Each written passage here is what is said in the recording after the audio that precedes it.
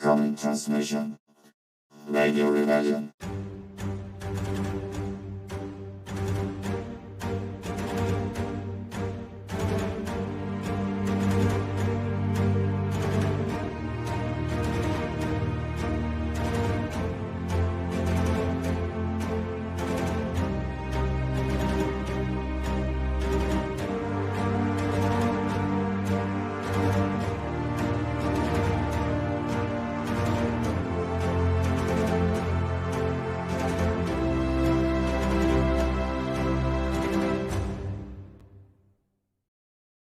Welcome to the Rebellion, another episode of Radio Rebellion, a Star Wars podcast. How are you guys doing? Thanks for being here. You know who I am. I am your host, Alberto Calderon, and I am extremely pumped for today's show. It's going to be a good one. We have a great guest that we've been going back and forth for a while, trying to get him on here. You've seen him on the chat a few times, so we'll get into it in a few minutes. But how are you guys doing? It's Saturday.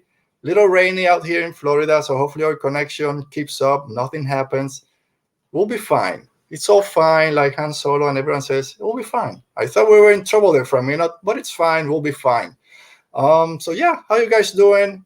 Another great Saturday evening to talk Star Wars. I don't know. I don't even know where to start today. I'm just so excited to get the show going. But as always, don't forget to like this video if you're watching during the live stream or later on the replay. Just hit that thumbs up button. It helps us know that you guys are out there, you enjoy this show, so we can keep putting more of it out there. Make sure to leave a comment if you're watching this later. We're going to be talking everything all about books, canon books, a little bit of legends, expanded universe, whatever you want to call it, what we're excited for in the future, some of our favorite ones. So let us know which ones you've read, which ones you really like. If there were some you didn't like that much, just let us know. And then, as always, just subscribe to the channel, so it helps us grow. It puts it out there for more people to find it. And again, we always say we don't mind if we grow slowly, but it's good to know that people are out there enjoying the show. If we get to 100 subscribers, or when we get to 100 subscribers, we're 20 down. We're at 80.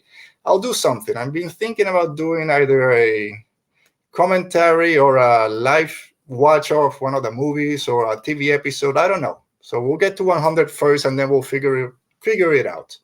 One quick thing before we start. I started a blog site because I've been starting to do a few more book reviews, and there's so much books coming out. Again, it's all about books today. So I started putting my reviews out there, not just here during the live shows on Saturday.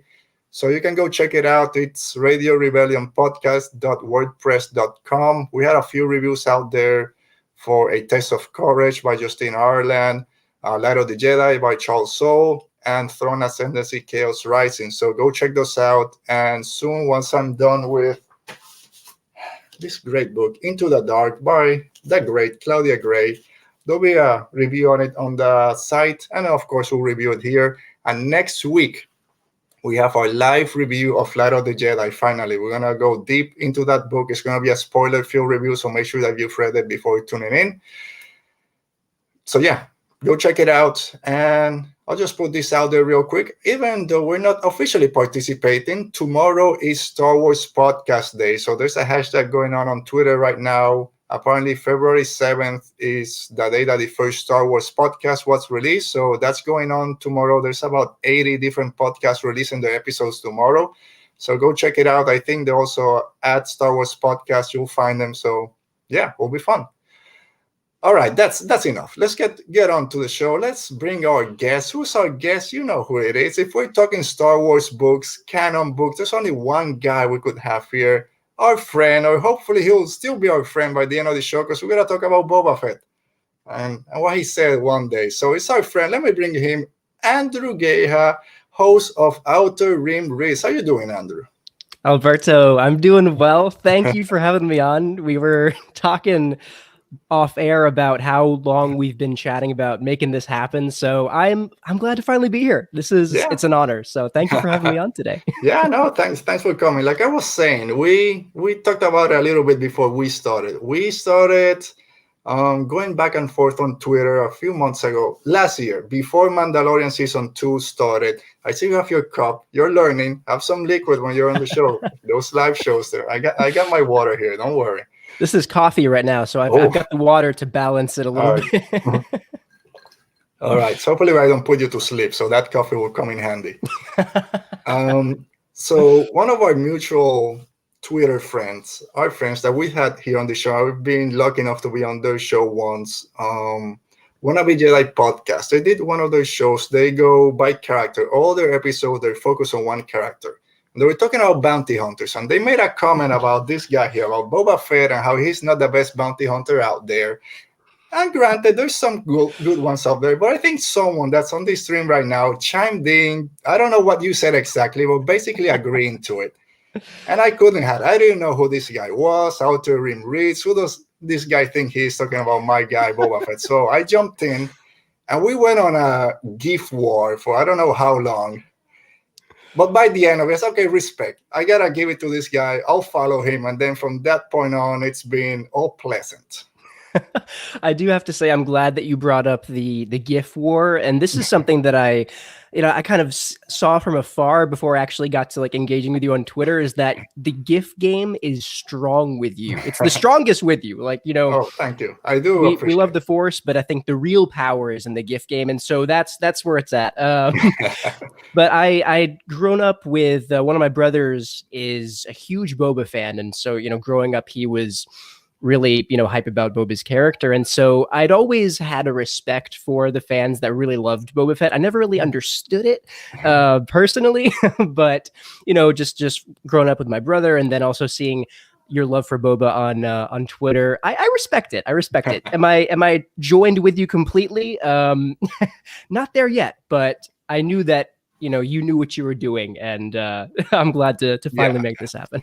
Yeah, it is hard sometimes. That GIF game has put me sometimes on a tight spot because now if I don't add a GIF or something to every comment or every post I made, people jump on me. So, well, yeah, there's a bunch out there. And I saw our friend. Let's say hi to a few people on the chat. Right, our friend and your friend Connor's here. Connor Floyd. He's excited to be here, and he knows all about the Schitt's Creek GIF game. So yeah, I mean there's so much that you can do right now, especially with that show. But for sure. Well, we are our friend Dale. How you doing, Dale? Thanks for being here. And of course, the great Meg Dowell. How you doing, Meg? Thanks for being here. Your guest, right, on one of your upcoming episodes. Tuesday. Stay tuned.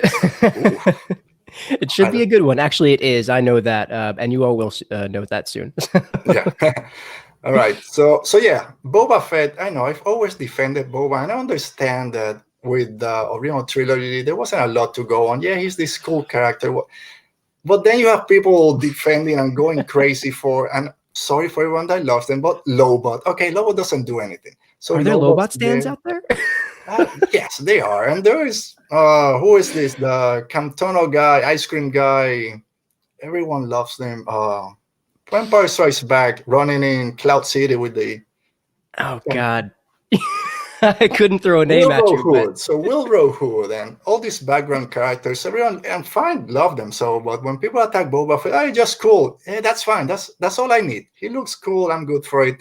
But of course, season 2 of Mandalorian comes around. They redeem the character in a lot of people's eyes, and then it just blew up. And now everyone's a Boba Fett fan for the most part. At least, let's not say fan, like you said. It's their respect for the guy has grown a little bit, and I appreciate that, and that's enough for me.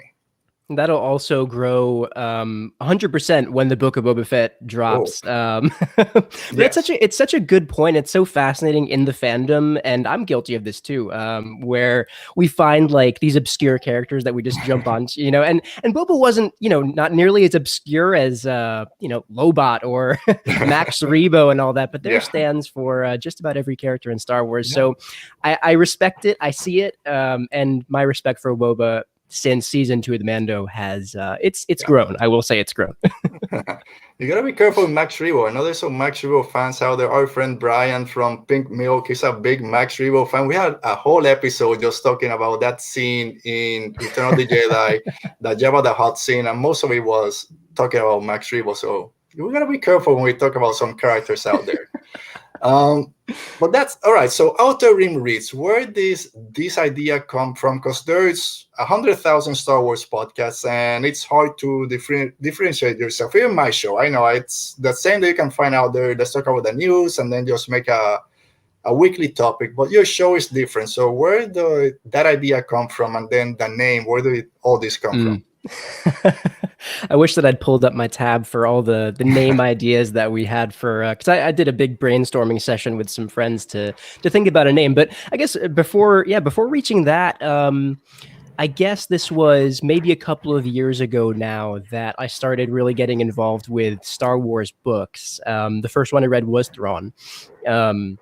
And it was primarily canon books that I'd been reading. Mm-hmm. And, I'd have on a Discord server I'm a part of, just conversations just every day, just going back and forth about Star Wars books and the different books we'd been reading. And, I think everyone in that channel had read Thrawn. And so we all had kind of like that common ground that we could just talk about this awesome book. And I'd kind of joked around at one point that I should just at this point, I should just start a podcast just to keep talking about Star Wars books. And it was a complete joke, but then everyone there was like, nah, you should actually do it. And I was like, maybe I should. And so it was really after being encouraged by some friends just in the Star Wars community who were big into the books, just the encouragement from them to really get the idea going. And I think it's a great question. What you'd asked is how, kind of like there is kind of like a unique factor with Outer Rim Reads, because I needed to find a way to, why should people tune into my show when there are literally tens or hundreds of Star Wars book podcasts out there? And I'd been listening to a couple of unrelated shows on the side that walked through books like Narnia and Harry Potter chapter by chapter. And I was like, I'm going to do some research and see if anything like that exists in the Star Wars podcast community. And I couldn't find anything, any show that would go at that kind of pace. And so I kind of jumped onto that niche and kind of ran with it. There was months of prep behind the scenes before I even started recording. And that's kind of where kind of like the niche that was available to me, is that no one really kind of walked at that kind of slow of a pace. Because, with how many Star Wars books we have out there, it's hard to kind of commit like half a year to one book when you could just do an entire review in a single episode. So it was a risky move, but it was like the avenue was available there, and it kind of jumped on that. Yeah, cool. Again, it's like you mentioned, there's so many shows out there, and it's hard to decide which one to just listen to. Because even I have the problem of, okay, what can I listen to today? Oh, I just talked about that, or that's what I'm going to talk about tomorrow. I don't want my ideas or my judgment to be changed by whatever I'm going to listen to. So I think it's a great idea, a great niche, like you mentioned. But I want to know what other names you had. Because I always ask when I was starting this, I had a few, not too many. I wanted something to go with radio, because podcasting and the rebellion and we're under siege. So I think it worked. But I was one of the ones I was this close where I like the character, but it was C3PO, but just using the PO to go with podcast. So the C3 podcast. Oh. But then I had to use C3PO as my image, and I didn't want to because I love the golden rod, but so I ended up with this one. So I always like to hear what other names were out there for people. First of all, I think that is really creative. I do love the name that you have now, but it is really fun to see kind of like the back room behind the scenes conversations. I pulled up the list that I've got here. There was Real Space Reviews, the Book reviews, like Naboo, except throw a K on the end of that. There was Books and B-Wings, Search Your Readings, which I actually have now turned into the segment on my show where there's like a discussion question every week and, kind of engage with listeners that way. So that actually was a potential name, Search Your Readings, but that's made it into the show now. The Bespin Bookstore, Pages and Parsecs, and I think Books and Blasters was another one, but that was yeah, the list, it was fun to come up with. So you said there's a lot of Star Wars books out there, and just coming out this year, there's probably about 10. Just off the top of my head, we probably can count about 10. And for your show, it's not a weekly review. So you go chapter by chapter, a few chapters each time. How do you decide which book to review each season? That is a great question, and really, the hardest part is that there's no formula or right answer to it, because I guess there could technically be a chronological starting point in the canon literature, but I guess with season one and how I chose Thrawn is that I wanted to make sure that what I decided to devote the show to in the beginning stages, in the first, I guess it was 6 to 8 months of talking about a book, I wanted to make sure that it was a book that I really enjoyed, because getting into podcasting, that's already a big leap. And I wanted to make sure that I enjoyed kind of podcasting in general, but then also to add a little bit more fun in there with, making the first season about a book that I really loved. So there's no really formula to it. I mean, the same thing with Master and Apprentice. It's probably in my top 3. I wrote down a little list of my top 5 canon books, and it's there. I think so far it's been books that I've really enjoyed, but that I think there's also an audience for, who also, Thrawn is really a beloved character from his beginnings in the Legends trilogy, and then also into the new canon now with Rebels and the Canon trilogy, and then Master and Apprentice. Everyone loves Qui-Gon and Obi-Wan, so it's kind of like books that I enjoy, but I also want to make sure that it's not too obscure, where there's like a comfortable jumping on point for any potential listeners or audience. I did have to kind of tweak my focus. I started out the show advertising it as both covering Legends and canon books, but I think as moved through the first season, there was the announcement of the High Republic and all this new just wealth of canon literature. I was like, I kind of want to stay relevant to the conversation, and the legend stuff is still there, and I could probably do some bonus stuff, but I think I had to adjust the focus to create some kind of structure to it, to kind of keep up with the general path that the canon books were taking, because we've embarked on a journey. So. Yeah, I know. You can't see it here, but no, you can't see it. My bookshelf is pretty full right now. It's down there with all the books, and most of them are canon books, because there's just so many, and it's hard, like you said, when you're starting a show or even just going through it, to focus it down or make sure that you're just not going all over the place, to have a narrow focus of what you want to do, because then too much stuff, it's hard to keep track of it, to make sure you're doing the best show possible. And Legends, man, I know there's too much, and we'll come back, we'll talk about Legends and all that switch to canon. We'll talk about Thrawn, because we have some thoughts about all the Thrawn books. But talking about your show, either at the beginning of the year or late last year, you posted some announcements that were coming soon to your show. Can you just let us know a little bit of what's on the future for Outer Rim Reads? Yeah, for sure. I think Connor's in the chat. One of the biggest additions or kind of changes to the show was bringing him on kind of in an official editorial capacity to the team. And that was fun. He'd been on for a couple of episodes in the first season, and then also in between seasons, there was an episode we did. And I'd let him know that really when I was coming up with the idea of Outer Rim Reads, I was thinking about a potential co-host, and he was kind of at the top of my power rankings for that. So bringing him on to the team in an official capacity as editor. So really, ever since the beginning of season 2, he's been shouldering the editing weight.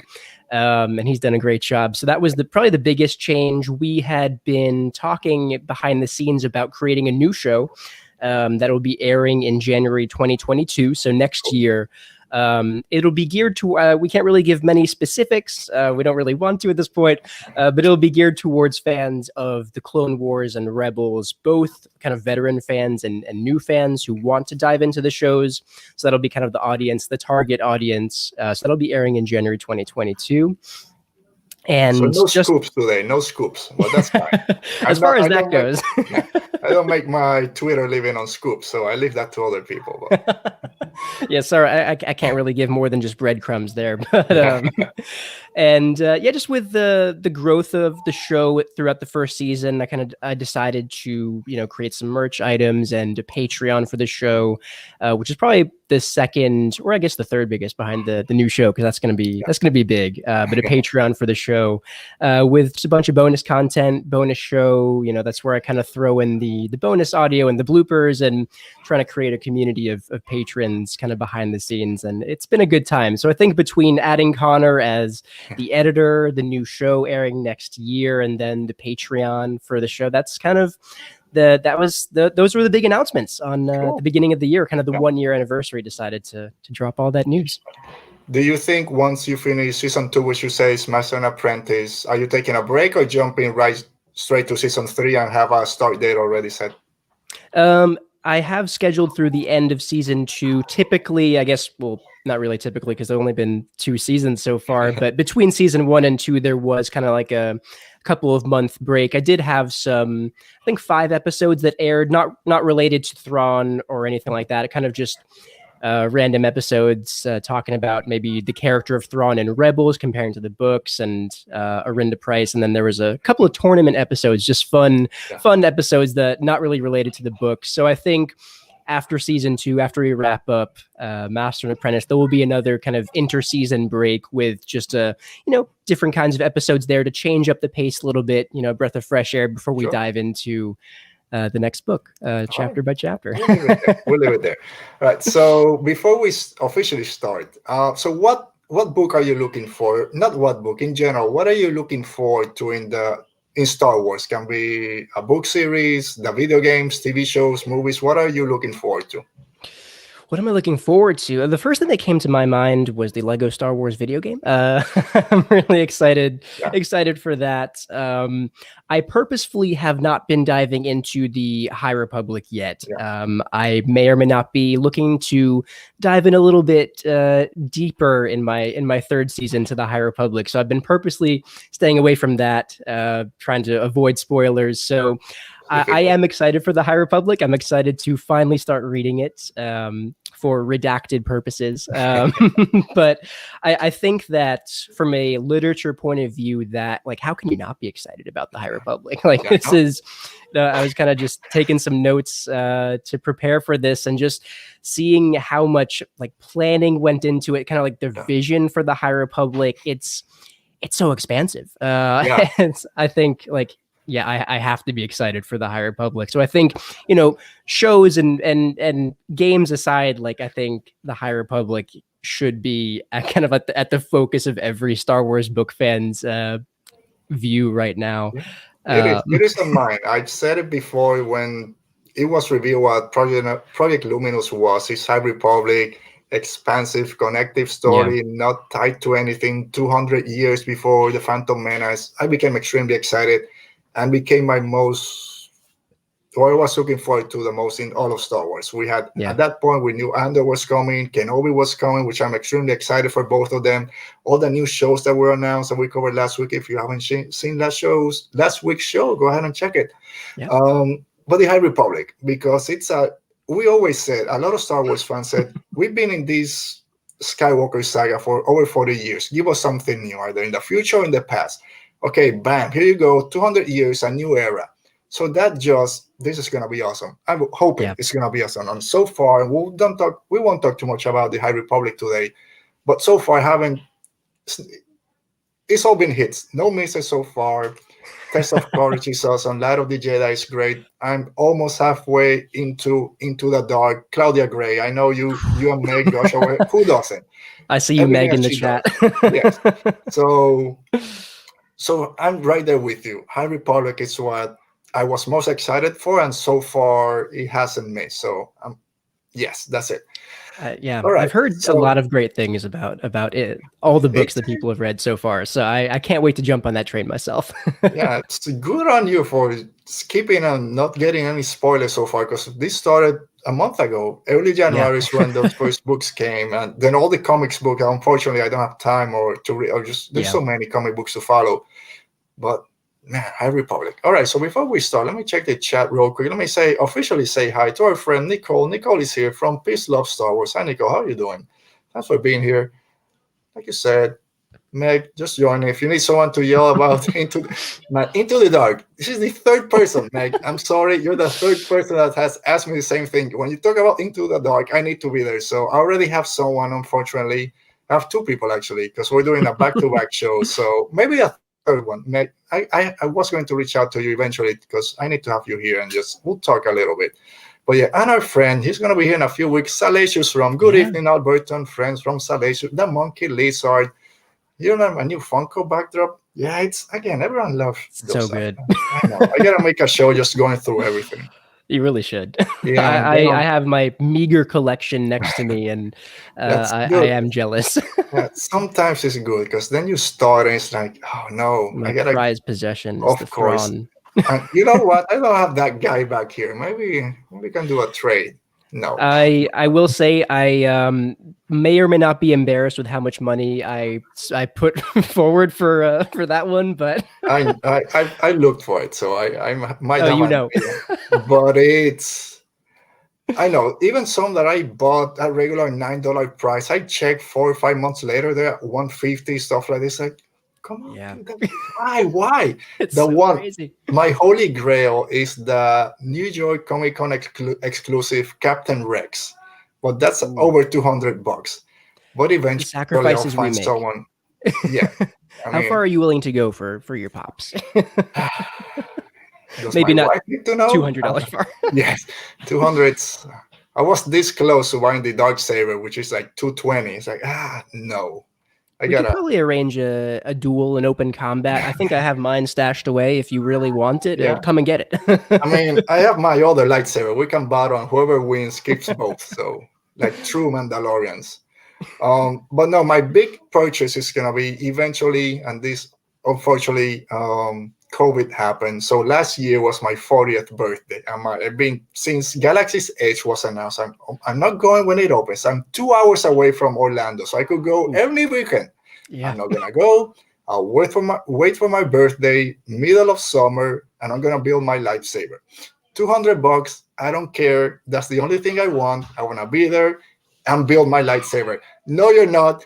COVID happened, and you're staying in your house for 2 years. So I'm still waiting to go. I don't have a Galaxy's Edge lightsaber. And then helmets come out. I'm spending all my money on Boba Fett prototype helmets, on Captain Cardinal helmets, which you can see back there, both of them, which I love. They weren't 200, maybe between both of them, but anyway. I will say that the pictures like on Instagram and that you post to Twitter about the Darksaber. I will say the pictures you post of you in the helmets, it's pretty much iconic at this point. So like as iconic, if not more iconic than the GIF game that you have. Yeah. So keep it up. I gotta start making GIFs in my helmets, and that'll be the apex of my Twitter life. That'll be the peak. Yeah. All right. See, this is why I like having guests. We'll just talk, and it's almost 30 minutes and we haven't started. So let's get this show on the road after half an hour. So I know I'm ready. I'm pretty sure Andrew's ready. So if you guys are ready, let's talk Star Wars. So today we're talking Canon books, so all Star Wars book with our friend Andrew from Outer Rim Reads. So let's start with the first question, which we I kind of took you out of the stream for a minute. I don't know why, sorry.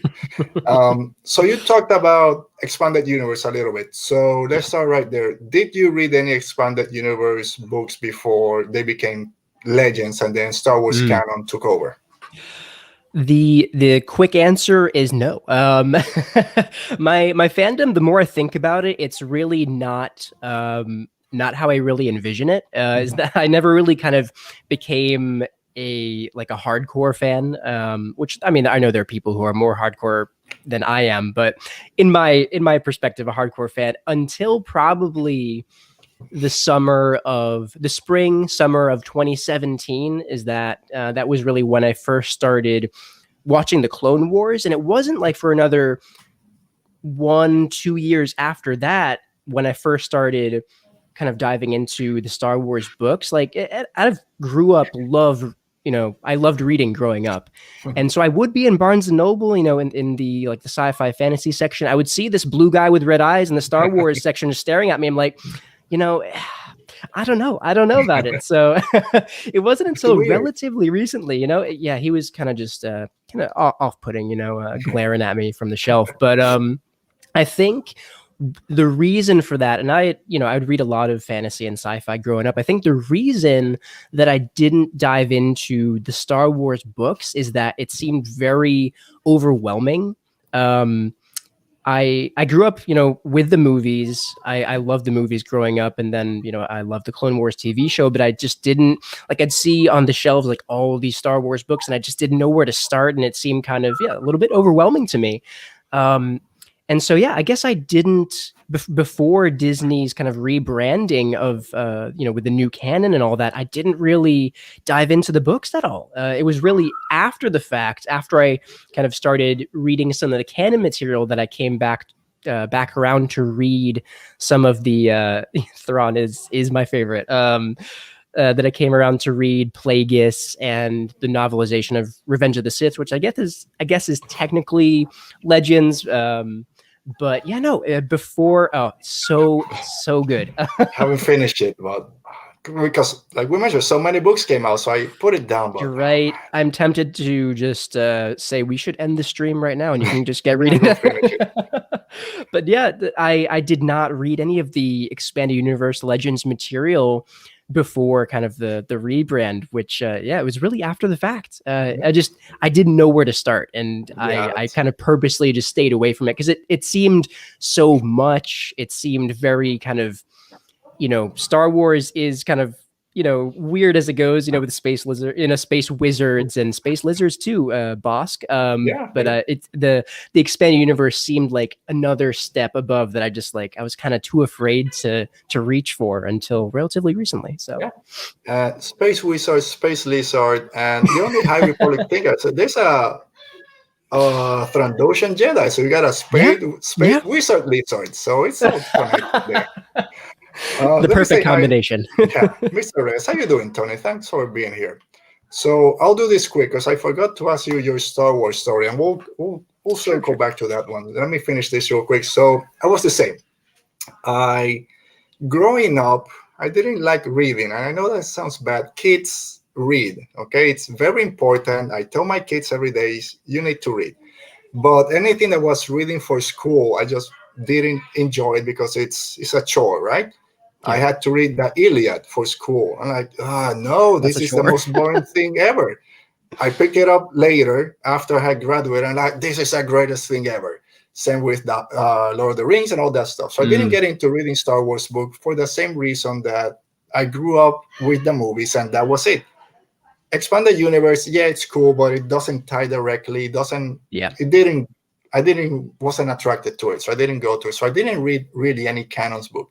I knew about the Thrawn trilogy, right? Everyone that knew Star Wars knew about this great trilogy with a blue guy with red eyes who's the greatest Grand Admiral ever. So I knew that, but I didn't read any of it. And then the only, which I guess are Legends or Expanded Universe books that I've read were the Clone Wars novelization by Karen Traviss, which I love. I read that before the movie came out, fell in love with Captain Rex at that point, with Asajj Ventress, and then unfortunately the movie for me just wasn't on par with it. And then I bought the Dark Troopers novel just because of the cover, which is a stormtrooper helmet with a hook, kind of similar to the Mandalorian. Very dark. And I just, I gotta read this. I don't know what it is, but it just looks extremely dark, and I like heavy metal and stuff, and I gotta read this. And it was a good book, but it's very different from Star Wars. I gotta read it again. But that was my extent of the Expanded Universe, and now with the Revenge of the Sith novelization, which is kind of weird to think that it's not canon, it's just retelling the story. It doesn't matter if it's not canon, it's one of the best books out there. Just the intro to the novel is so great. But then when Canon came around, I said, okay, here's my chance to start fresh. And we'll go into that in a minute. But going back, so what's your Star Wars story? When did you start being a fan of Star Wars to the point that it led to you starting your own podcast? Yeah, that's it.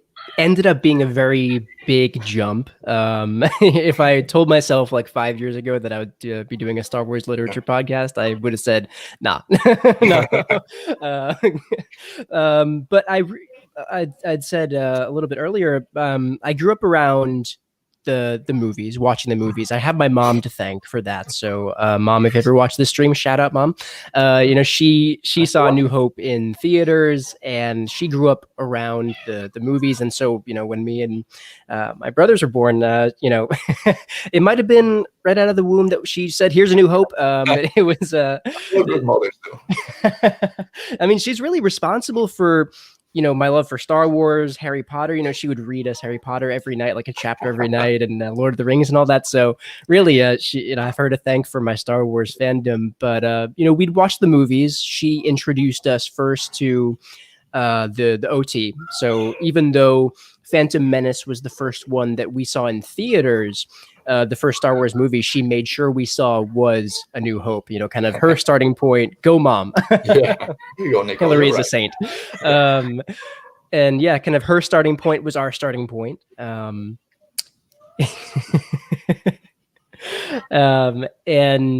yeah, so we kind of watched in kind of like the OT and then the prequels after that. And then there was all the hype around The Force Awakens when Star Wars was coming back. And I think it was maybe around then that I decided to start taking my fandom a little bit more seriously, but not like seriously enough to, start watching the shows and, jumping into the EU books and all that. But when The Force Awakens came around, and that's when kind of like the, pop culture was focusing on Star Wars again, that's when I started to ride the wave a little bit more. But I think it really wasn't until I got involved with kind of like the online Star Wars communities that and talking with the people who had read the books themselves and that could recommend books to me, because I was like, I don't know where to start. Can you just throw some good ones at me to check out?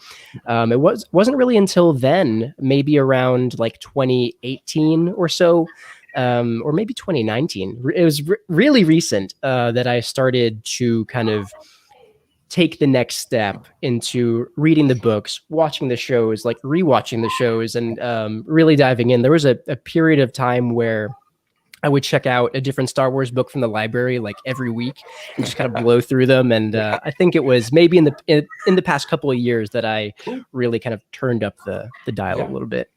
A little bit more love for moms out there. So we have our friend Apprentice Ewok saying, my mom was in her teens when Star Wars came out, so I always have her to thank for my love of Star Wars. We also have our friend Tom Holler saying hi to our friend Dale. So yeah. Shout out to all the Star Wars moms. Yeah, shout out to all the Star Wars mom out there. I always say I've never had a bad feeling or bad negative thoughts toward Jar Jar Binks. I know a lot of people hated him when he came out, and I'm not the best out there, but I've grown to love him even more. When I rewatched The Phantom Menace, I just love that movie so much when I watched it. Oh, yeah. But I've never had this disgust like some people had against the character. Not Ahmed Best, love Ahmed Best.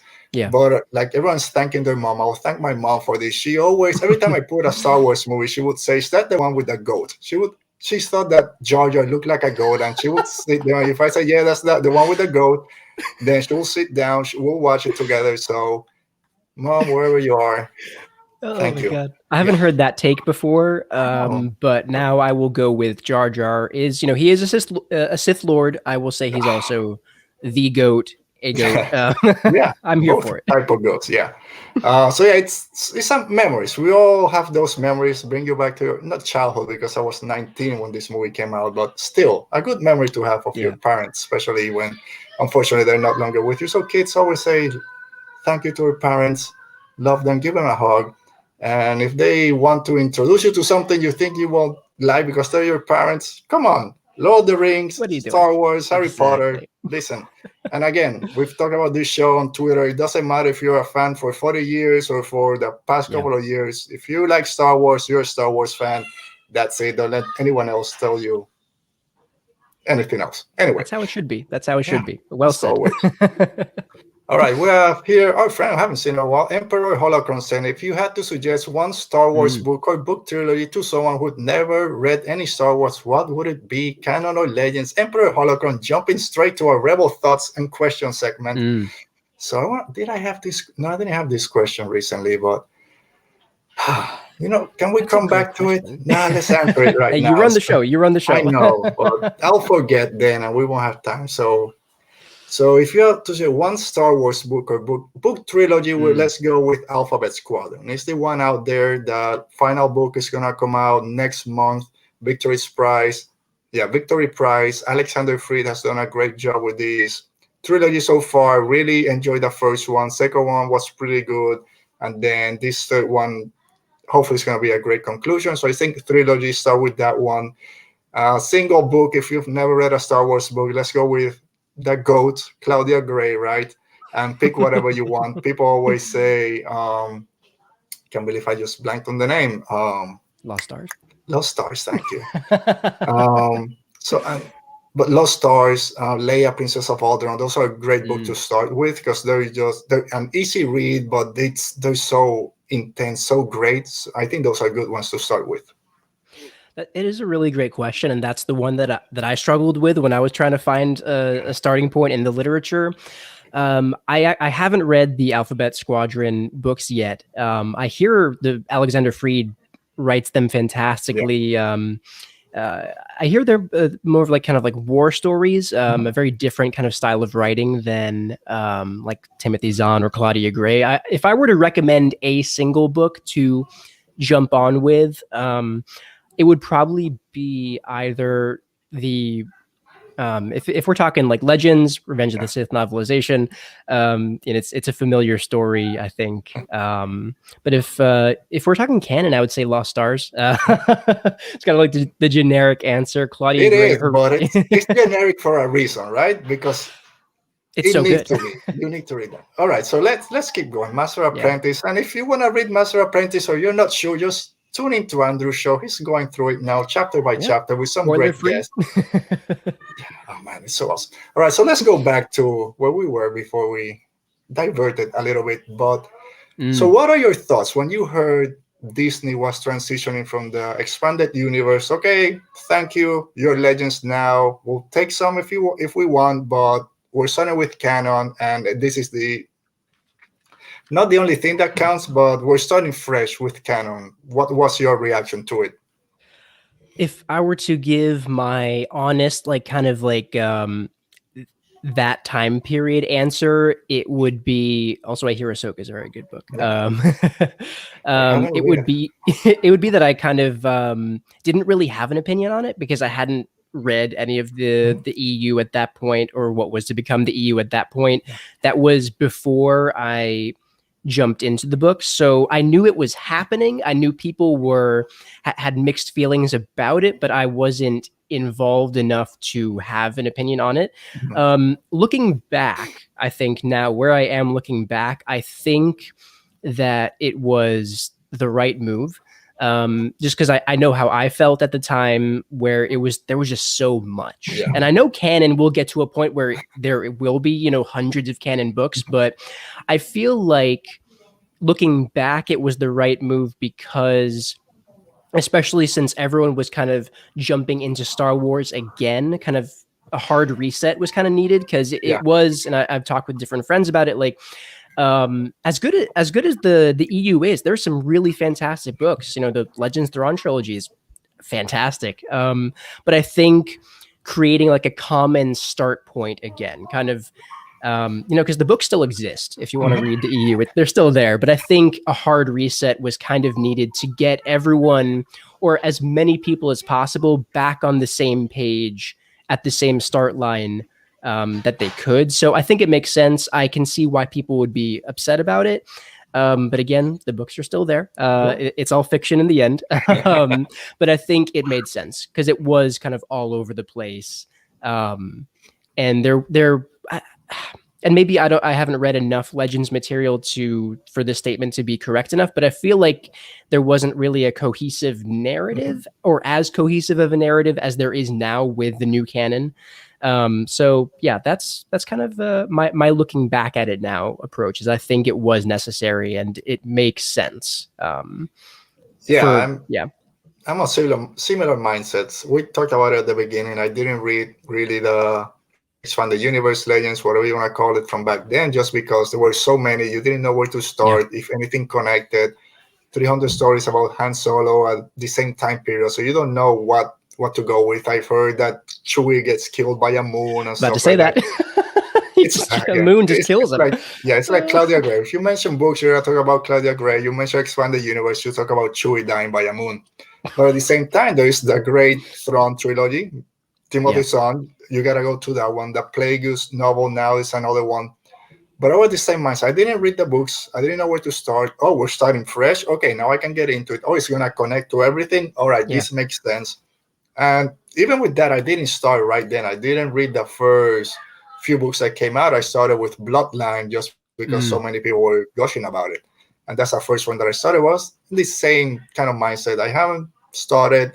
The books are there. They say what you want if they were part of the canon or not. But if you want to read them and enjoy them, then no one's gonna tell you not to. But I didn't have any hard feelings about it. So starting the new canon was perfect for me because then I could just follow along. Is there any, I know you haven't read too many, or maybe you've gone back and read a few, any canon story or anything, sorry, any legend story that you hope that might make it to canon? They brought Thrawn back already. They bring in some other stuff. Is there anything out there that you wish they will bring in at some point? I think number one answer has to be Darth Plagueis. You know, he's because I guess that book is now Legends, but the name still exists. It's a really like strange conundrum where the tragedy of Darth Plagueis, the story of Darth Plagueis, still is referenced in in the movies in canon, but the story that we got in the book now is technically doesn't count. So I think that would be my top answer there. I did love I haven't read all of them, but I loved the first two books that I've read of the Republic Commando series. I don't know how the larger story of that series fits into the new canon now, but I really loved kind of the intimate nature of the books and kind of like the everyday life of this squad of clone commandos. I feel like if I like those books, I feel like I would like the Alphabet Squadron too, like a very like war story-esque, and kind of through the lens of the everyday fighter. I see Sean in the chat. Hey, Sean. But yeah, I think Darth Plagueis would have to be like one of the priorities. I think, I think that I prefer the canon Thrawn trilogy to the Legends one, which is a hot take I've come to understand.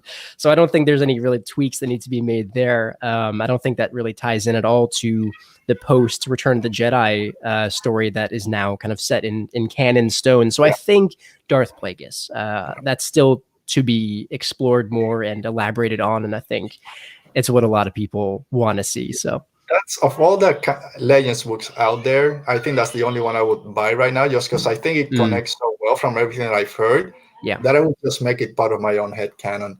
And Apprentice Ewok is saying same thing. Plagueis still fits so well with the current canon and was such a good telling of what happened before the Phantom Menace. So check it out, guys. Don't just forget about the they're out there. There's some great stories. So going now to canon, we talked a little bit about how you pick a book for your show, how to divide the chapters. Yeah. Do you have a different mindset when it comes just to picking a book just to read it, one of the Star Wars books, or do you say I'm not gonna review this on the show, so I'm not gonna worry about it? I think that's kind of where I give myself more freedom is, I guess really, I don't really have like a solid vision for, where the show will go. It's kind of, I guess with the High Republic where it makes more sense to move it. But I think as personally reading it, I'm trying to knock out as many of the big canon books, kind of like the highest recommended canon books that I can. So ever since the beginning of my list, books like Bloodline, Leia has been on there, Lost Stars has been on there, Master and Apprentice. And so really just kind of like the big names that people have recommended in the Star Wars book community. but I think, and there's books like Queen's Shadow and Queen's Peril that have that I've read, and I think Queen's Peril came out relatively recently as well. So I think in terms of like Poe Dameron Freefall, Queen's Peril, and stuff like that, I know they're coming out, and I'm trying to read more canon books. So why not like jump on the train of what's going to be kind of like right off the printing press? But then there's also kind of like the list of the really highly recommended books that people have given me that I've been sitting on for a while. But I do try to like pace my reading, where it's like I'll read a Star Wars book and then I'll read kind of like a, nonfiction or other kind of fantasy book and then another Star Wars book, and kind of pace myself that way. So I'm not moving through the canon books as quickly as I would like, or as I forced myself to do. But there are kind of like the key names, Queen's Shadow and Queen's Peril. So good. I've only read Queen's Shadow is the first one, right? I think. Yes, that came. Yeah, Queen's Peril happens technically before it, but Queen's Shadow did. So I only read Queen's Shadow. I gotta get on the Queen's Peril, because I read first review. I said it's not as good, and then everything else I read, it's as good, if not better. So I gotta check that one out. Yeah, I would highly recommend, if you like Padme and kind of that, really her character. I would definitely recommend them. They're very kind of a different, if you're big into the Alphabet Squadron, it is a different, geared towards a different audience, a different kind of read, but still quality. And she is those two books have really made Padme soar in my character power rankings. So the first one was pretty good. You learn so much about her, about all the dresses that she wears, why you have all the the people behind her. They're not just there. I'm gonna go hide and now have another person. No, they have jobs and reasons. And they have to emulate their voices and all this. So it's a great. I gotta check the other good.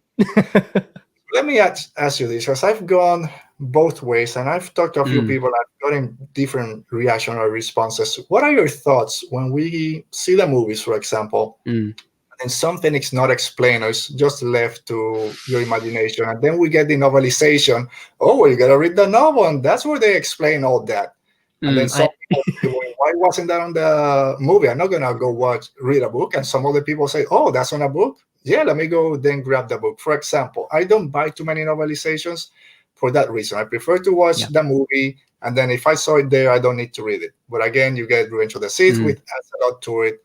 And then I bought the Solo novelization because it expanded on L3 getting put into the Falcon. And I wanted to see that, because that's a big debate right there. She was fighting for freedom for the droids, and then she's enslaved, quote unquote, getting put into the Falcon, not of her choice. So I wanted to see that explore a little bit more.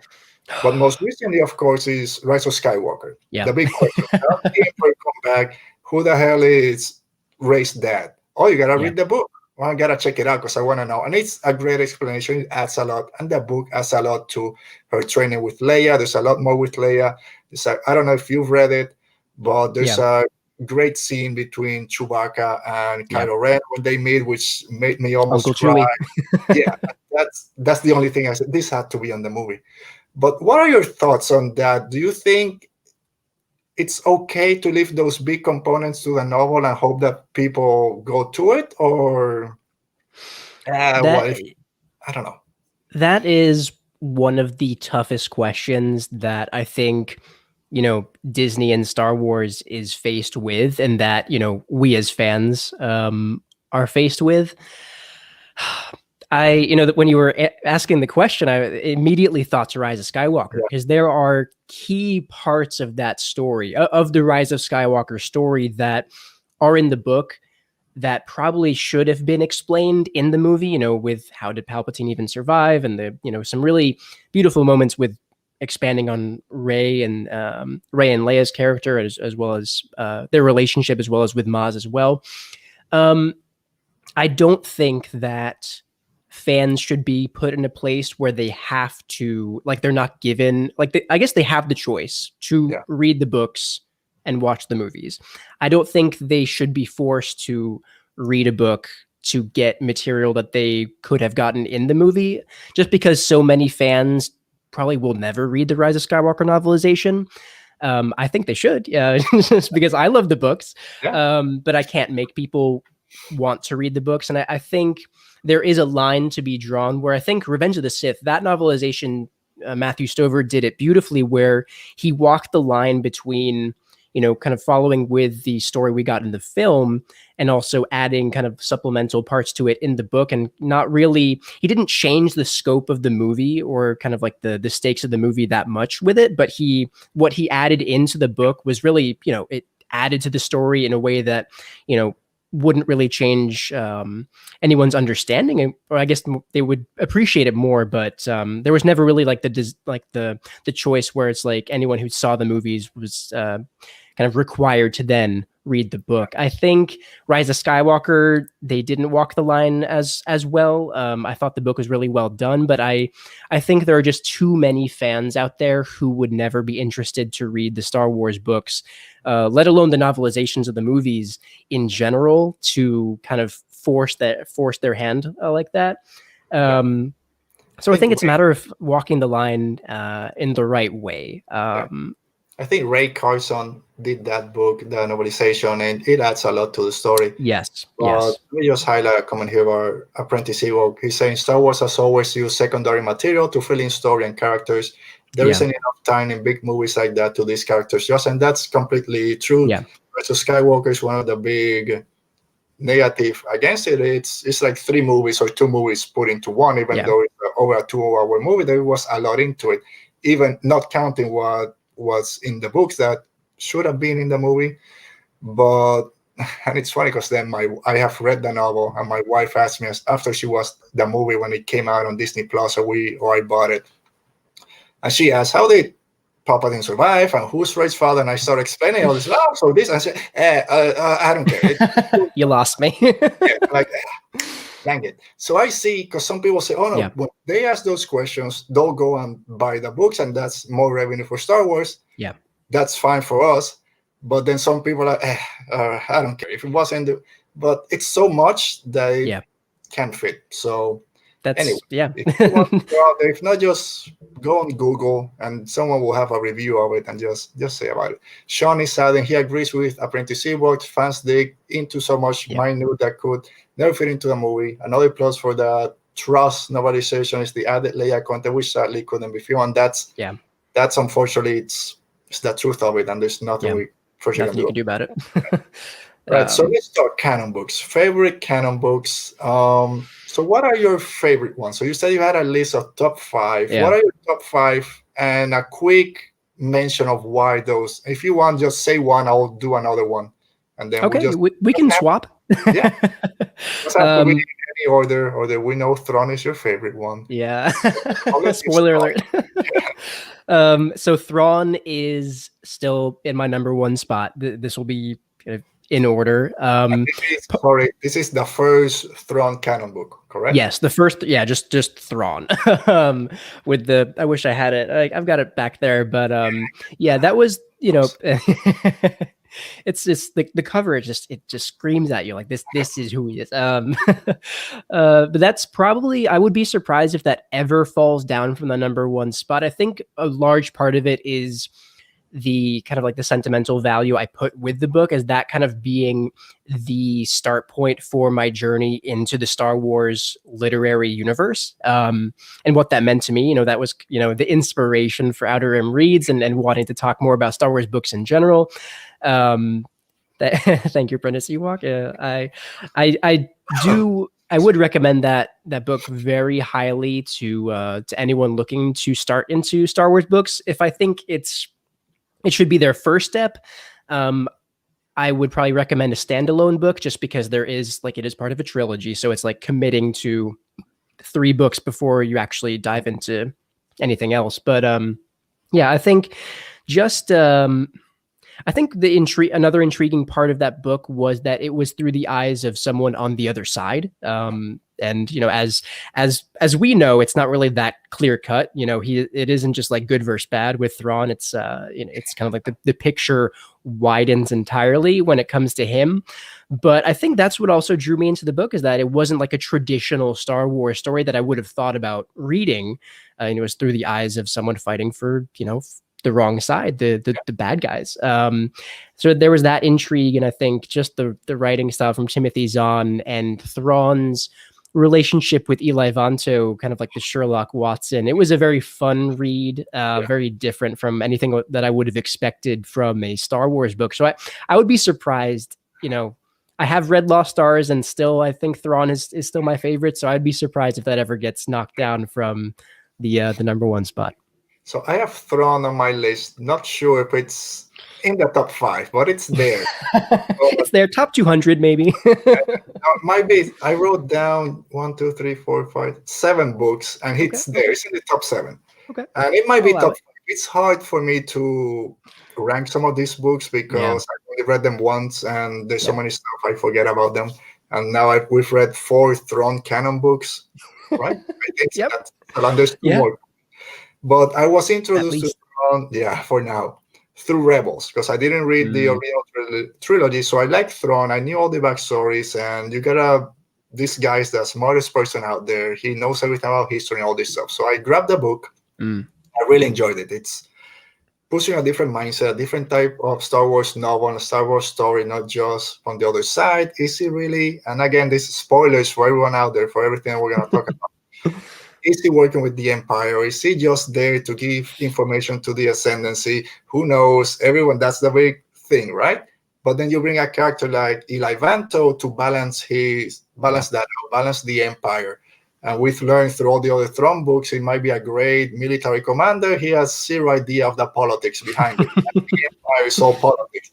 So seeing that for the first time was a great addition to Star Wars, a great addition to anyone that didn't know who Thrawn was, just going up through the ranks so fast, while bringing Eli with him, but at the same time, not at the same pace. And then, okay, I got a job for you. Just go to Ascendancy and you can help over there. And where the hell is Eli Vanto? Everyone wants to know where's Ezra. Where's Eli? We haven't seen him. Yeah, honestly. See more Eli Vanto at some point. Do you think? I hope so. If we do, I think it would be, hopefully, like, just fingers crossed, in the capacity of the Rebels sequel. I hope we get more books about him, because I really love his point of view and how he bridges the gap between the reader and someone, like Thrawn, who we really wouldn't understand where he's coming from if it wasn't for a character like Eli. If we do see Eli again, I think it would have to be in the capacity of what comes after Rebels. If Thrawn and Ezra, spoiler alert, if they do end up in the unknown regions, if they are picked up by the Ascendancy, that's where spoilers again, that's where Eli is. So it would have to be in that capacity. I hope we do. He was one of my favorites, so underrated. Hashtag we love Eli. We'll get it trending after this, don't worry.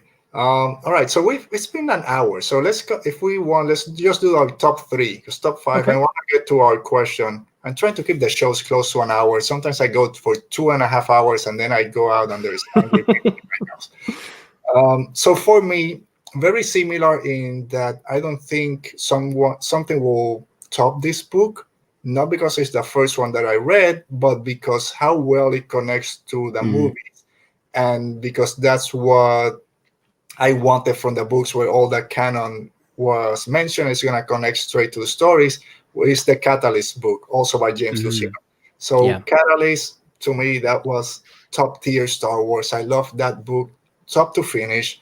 It gave us so much, just the book itself, but then how well it fits with Rogue One, because the book basically is the crawl for the movie. The movie doesn't have a crawl. Just read Catalyst, because you'll be so far ahead of everyone when you start watching this movie. You know why Krennic is going to find I'm blanking. Galen Erso? Yeah, Galen Erso. Why Galen is trying to play dumb. Why Krennic says, "Oh, you're troublesome as always," because he's always been battling this. You gotta stay away from Krennic. He's out there. He's kind of cuckoo. And then when they have that flashback to Coruscant, when Galen is putting Stardust, her daughter, to bed, we see that in the book when they have that conversation, when he goes with his daughter and Krennic is left talking with man, I suck today with Lyra Yeah. is over talking in the balcony, and they have a conversation there that Lyra's telling her, I don't trust you, you're bad for our family. Yeah, but I saved you all those years ago. So Catalyst is that book that for me I love so much. We get Saw Gerrera in that book also, so Yeah. we know when we meet him in the book why he's so important to the Erso family. So Catalyst for me is that book that just raised the level on what Star Wars storytelling could be and connecting it to the movies. Yeah. That is going to be hard for it to be topped. Are there better Star Wars books out there? Yes, but my connection to Catalyst, I think, is going to be hard to be topped. I think that's a really a great pick. I haven't yet gotten to Catalyst, which is kind of shocking because Rogue One is my favorite Star Wars movie. If I'm looking at all the films, but just knowing Lucino and the writing that we got in Plagueis and how that connected to the Phantom Menace super well, and how that kind of showed the connective tissue of everything leading up to the Phantom Menace, I can only imagine that it would just be that same fantastic build up from Catalyst to Rogue One. So I haven't read it, but I totally 100% believe you there because I've seen it before in a different context. So And then you understand why he gets so angry at Tolkien. When Tolkien says, "Okay, thank you, I'm taking over." It's like, what? Such a power move. Such a power move. Tolkien, what can you say? I've been working on this battle station for 30 years or something, and when it finally works, you're gonna take it away. And why Vader? I'm so again, not spoilers. But when Vader says to him, "Oh, Jedha didn't happen. That was a mining accident." Yeah. That's what they said in Catalyst. Every time they were trying something, oh, just say it was a mining accident. So that's straight from the book. So highly recommended. That's my number one canon book. So what's your second one? My second would probably have to be Lost Stars. And this was really vying for the number one spot. I really loved it. I think Ian from Talking with My Hans recommended it, back when we recorded an episode back, last summer or 2 summers ago, maybe. Yeah. Where I just, again, it's Claudia Gray, so we already know that her writing is going to be top tier, especially going from, Master and Apprentice and Bloodline and Leia and all that. Her resume speaks for itself. I loved, and this goes for Lost Stars as well as for any other book that she's really touched or written, the way that she writes characters and interweaving their stories, but also maintaining their own individual personalities, but also connecting them at the same time. The way she handles characters and their development and how the progression throughout any book that she's written that I've read, it's phenomenal. So I think with Lost Stars with Sienna and oh man, the other guy. I was picking up right before this and I forgot. So I got Sienna right. I forgot the other. Yeah, she's my favorite. So with Sienna and with Tim, maybe, I don't know. The way that she wrote them, and just also the two opposite ends of the spectrum with the Empire and the Rebellion, and writing both of those stories, but also connecting it to, it's just the way she approaches and writes that, and that kind of writing, it's phenomenal. The story too, just in how it connected to, the Battle of Jakku in the end, and passing with like the rising, the beginnings of the rise of the First Order. I think just the time period is fascinating, I think, but also just the way that she writes it. You really, and this goes for, Master and Apprentice and Lost Stars, and again, anything that she's written, the connection that you as the reader have to the characters. Thane, that's it. Thank you, Apprentice Ewok. Thane. I was thinking, is it Thale? Thane? The connection that she allows the reader to be able to form with the characters, even on the page, it's stunning. I don't think anyone else does it as well as she does. And I'm very intrigued with, with the time period, the rebellion versus the Empire, and also how she was able to humanize the Empire to an extent. She did draw the line. She drew a hard red line, but how she wrote such a real story, where you see kind of the everyday on each side, and how and I think Disney, with this new canon, they've been really consistent about this, is painting Star Wars not so much in black and white strokes, but as like just a big gray area. There is from my point of view, at least, like objectively terrible things that people can do. The Empire, they are the bad guys. But how she was able to write a story where she's humanizing people and showing the realities of the war they're fighting and how terrible it is. But also, kind of maintaining and not shattering what we also kind of the preconceptions we had coming into it. So I think the way she writes, unparalleled when it comes to characters and development.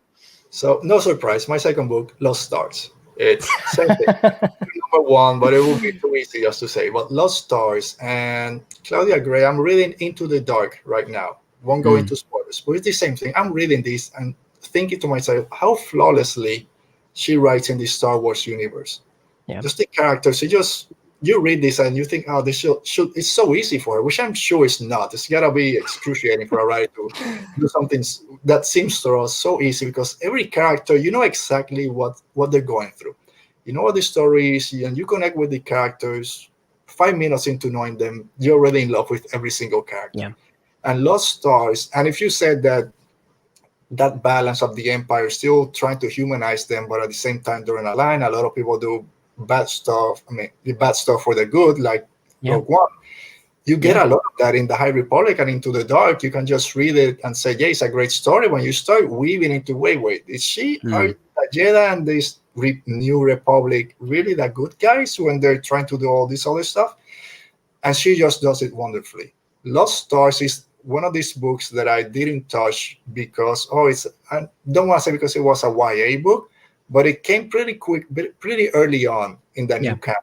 And my first canon book, just because I heard so much about it, was Bloodline, Claudia Gray. Yeah. Loved it. Okay, I get it now. I get what everyone is gushing about. All right, Lost Stars. Everyone's talking about Lost Stars. Let me get Lost Stars. I couldn't put that book down, how good it was. It's the only book in general that has made me tear up at the end of a chapter. I can't remember exactly, but one of those conversations between Thane and Sienna, Sienna halfway through, almost 3/4, when, spoilers, when the switch happens, when they meet again and trying to, no, you come with me, no. It broke me. I get so frustrated because at that point, I closed it, tear, and I can't believe that a Star Wars book made me feel this one. It's all thanks to Claudia Gray and how well she writes.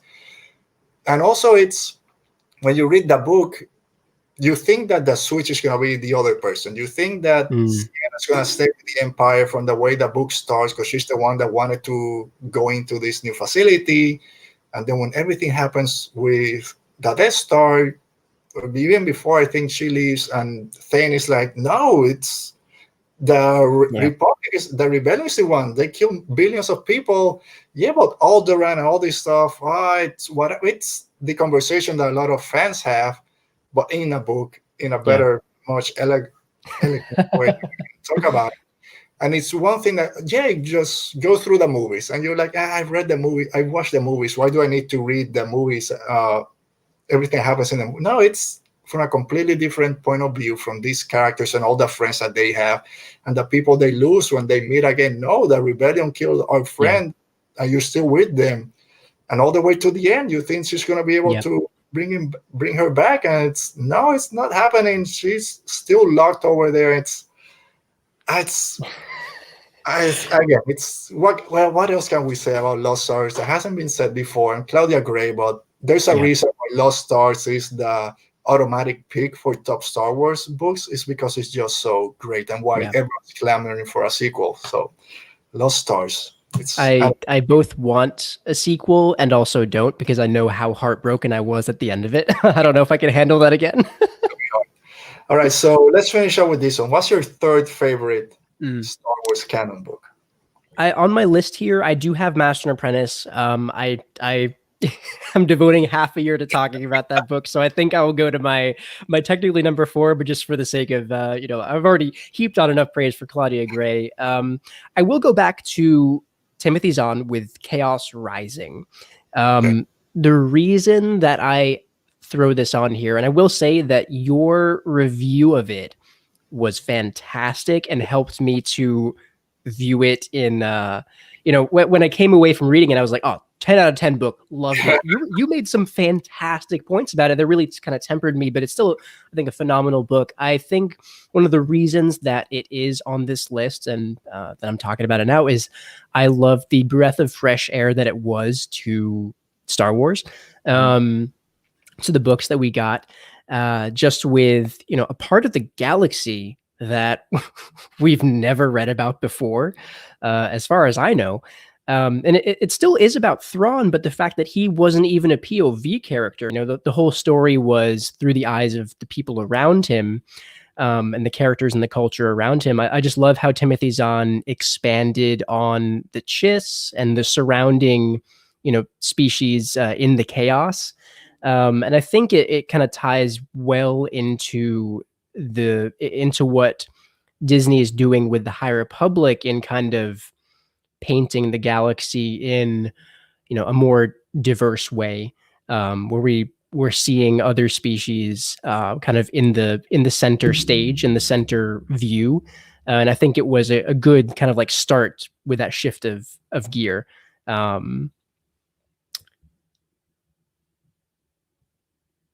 Did I just lose Alberto? He's disappeared from my screen.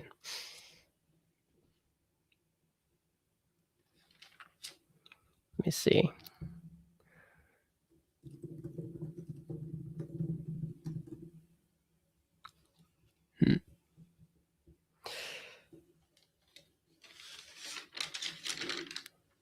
Hopefully Alberto will come back. He just disappeared from the screen. Maybe there was a connectivity issue, I think.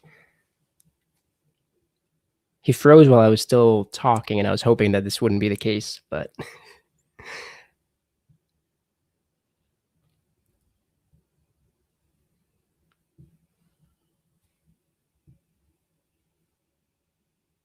Yes. I think I didn't move through... Yeah, he's gone. I hope he comes back. What Sean said, Chaos Rising is top tier, everything I wanted in a Star Wars book. I think it's everything I wanted in a Star Wars book that I didn't know that I wanted in a Star Wars book. Obviously I wanted more Thrawn, but and coming into the book, I did not know it would not be through his eyes. I'm so sorry, Alberto, but I think it was fascinating. Also getting more Aralani. I think she's a massively underrated character, and I love the kind of... She didn't entirely play the Eli Vanto role in this book, but she, at the same time, was kind of in that capacity. Yeah, Camray. He's every voice that I've now heard in my head, apparently. But I did think that at times, and I didn't really read so quickly through the book, but I think at times I did get a little bit confused with the timelines of the memories, and then back to the current storyline. I think so I think Alberto in his review, he pointed out that if you drop the book for like a day and you come back to it like 24 hours later, you might be confused about, when you open the page again, you're like, okay, wait, which timeline am I in? I think that's a really valid complaint. And I guess on kind of like the tempering my high ranking of it, I do wish that Thrawn maybe copped some more L's in the story. It's so far it's been, and who knows, if this will happen in greater good, but so far it's been like a lot of like close calls, but he always like edges out in the end. And I think maybe throwing in some variation in there and kind of showing the side to him that we got in Rebels, where sometimes he did cop some L's to the Rebels. Alberto lost internet connection. I have commandeered your stream. I'm the captain now. Oh God. This is totally unplanned. Welcome to the chat. This is off script.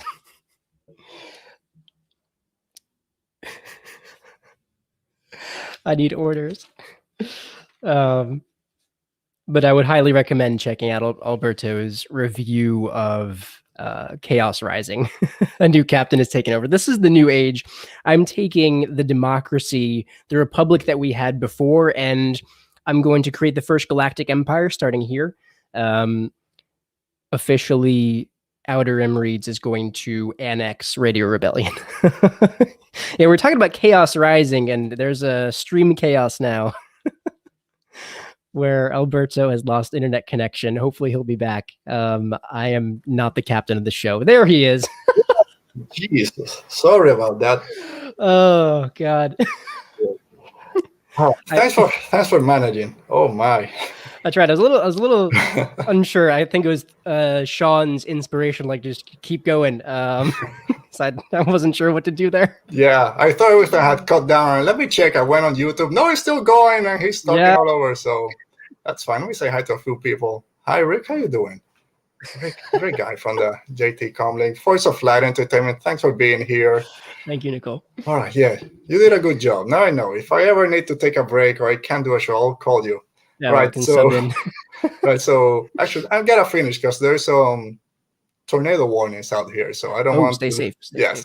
So I missed half of your talk about Thrawn Chaos Rising. Real quick, I did enjoy that book. I knew I had some thoughts about it because it seemed very similar in that all the Thrawn books, there's an adversary that no one else could deal with, only Thrawn. And he had gone through that same situation years ago, so he's the only one that can deal with it. But the book was awesome because he didn't have any constraints about being in the world that we know. Most of it happens in the ascendancy part of the region. He is not in the outer rim, the inner rim, all that. So he has more freedom to work, to do whatever he wants. So it was a great book in that sense. I still gave it a good score and can't wait for the second book that's coming out soon. Yeah, very good with red pages maybe this time. I hope. So real quick, so I finish up my third book. I won't talk too much about it, so we can get to a question of the day. Was Leia, Princess of Alderaan. And Claudia Gray just does a great job learning more about Leia's young upbringing in Alderaan. We get so much with Breya Organa. That character is so awesome. Underrated. Yes, and it's just so much. And then other books that didn't make that top 3 that I had was Lord of the Sith, that unfortunately doesn't get talked about enough. And then now Into the Dark is getting up there, and Light of the Jedi are some great books with this New Republic. I've heard only great things about the Light of Jedi especially, but anything High Republic now seems to be gold, which is what I'm excited diving into. So it's encouraging to hear. All right, so I gotta do half my stuff now because I lost it.